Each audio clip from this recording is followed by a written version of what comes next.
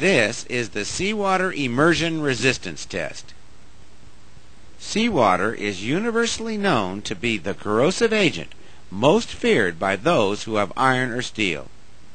Here, the technician is shown placing the 4 surviving test panels from the previous seawater spray test in this seawater soak chamber.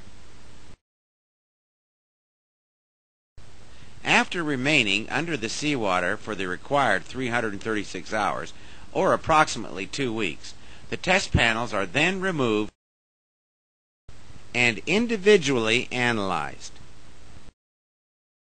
The following are the results for your comparison.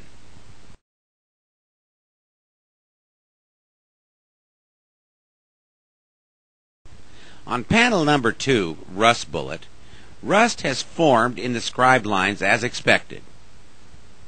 There is a very slight non-progressive peel back from the edges of the scribe lines as indicated by the arrows. The lack of any blistering indicates strong adhesion, which will prevent further peel back and corrosion. It is important to note there is no rust forming at the hole or edges.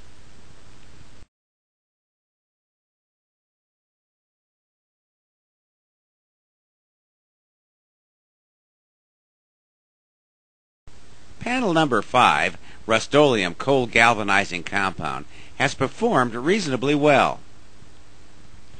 There is the normal amount of rust at the scribe lines.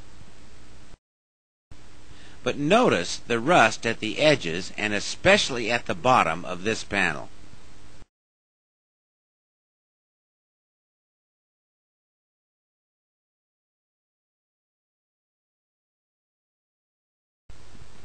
On panel number 6, the washer system, you can see at the scribe lines the normal amount of rust.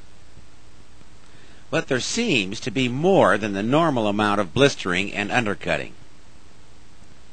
This is evidence of adhesive failure at the leading edge of the coating.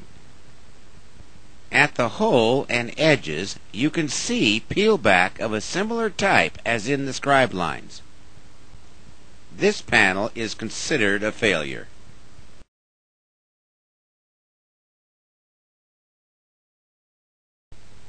On panel 8, the POR 15 system, there is a very significant degree of blister development at the leading edges of the scribe lines.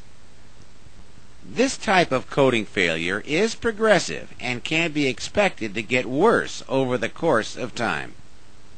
The peel back at the edges and hole are not as great as on the scribe lines, but are significant enough to be concerned about. This panel is also considered a failure.